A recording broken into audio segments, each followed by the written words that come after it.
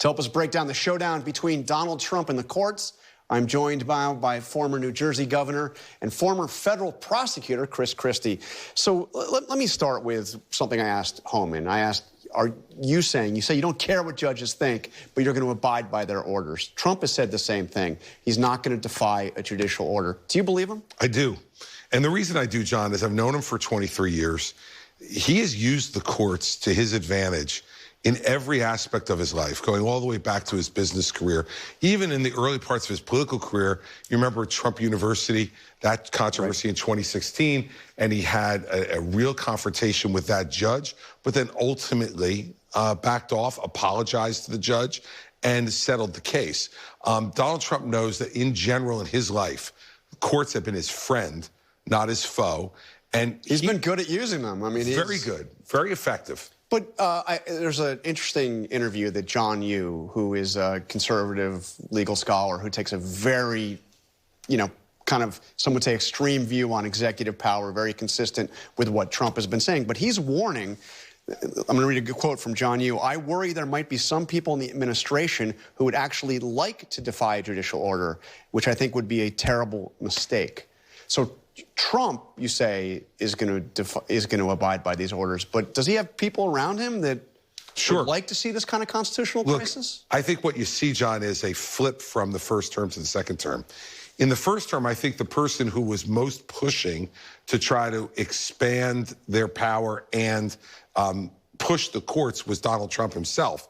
And then you had folks inside, like John Kelly, like Reince Priebus, like Don McGahn, and others who were saying, go slowly here, Mr. President. We don't want to do this.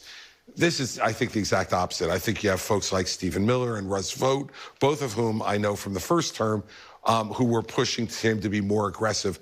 They now are the people on the inside.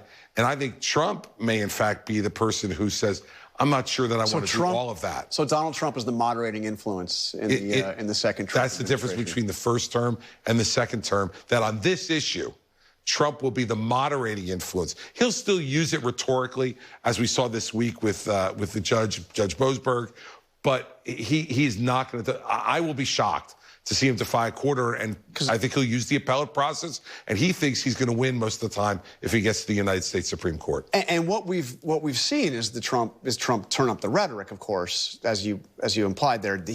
He's saying judges should be impeached if they don't effectively rule the way he wants them to rule.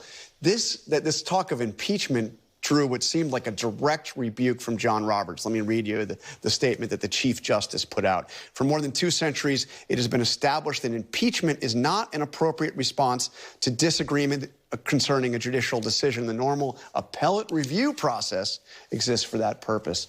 That is extraordinarily rare, isn't it, to see a judge, a Chief Justice, John Roberts, yes, it's extraordinarily directly respond to a president. Right. Now, the smart thing that Roberts did that a lot of people forget is he didn't mention Donald Trump's name in that statement. Now, we all know it's a direct rebuke of what Trump said.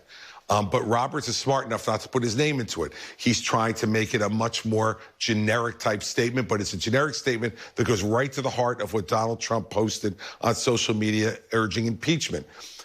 This is another way where Trump tries to bully.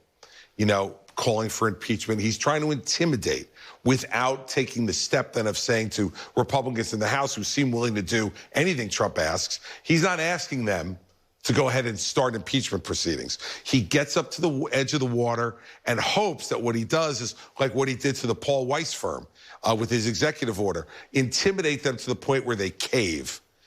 This is that's what he's hoping what judges will do. That represented Democrats, and Trump tried to basically put them out of business. Correct. And they've agreed to spend $40 million, do $40 million worth of pro bono work on issues consistent with the Trump agenda. And not only that, but basically just give in a way that, to me, I'm sure is really upsetting to a number of the people who work there and to the broader legal community. So on this, there's just over the weekend, we've seen a memo go from the White House to the Attorney General and also to the Secretary of Homeland Security, threatening action against lawyers who sue the Trump administration. I want to read you a line from this. This was, again, a memorandum from the White House to Pam Bondi, the Attorney General. I hereby direct the Attorney General to seek sanctions against attorneys and law firms who engage in frivolous, unreasonable, and vexatious litigation against the United States.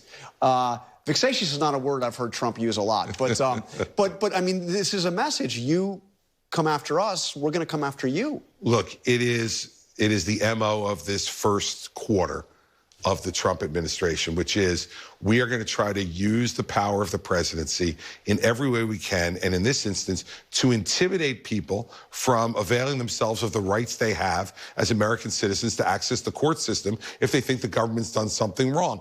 Everything that any suit that's filed against Trump's administration, Donald Trump will by definition believe is frivolous and vexatious. Okay, so what he's saying to them is punish anybody who sues us. Again, if people stand up and say, I don't care, I don't think that this is going to be a huge problem. But if they continue to act like Paul Weiss did and cave and be intimidated, well, then we're going to have a much different legal system in this country. And just quickly before we go, do you think he can count on the Supreme Court? I think that John Roberts agrees with him on a majority of the executive power issues. But if what he does is continue to make statements like impeach judges I disagree with, he's going to tick off the Supreme Court so much that they may not give him everything he wants.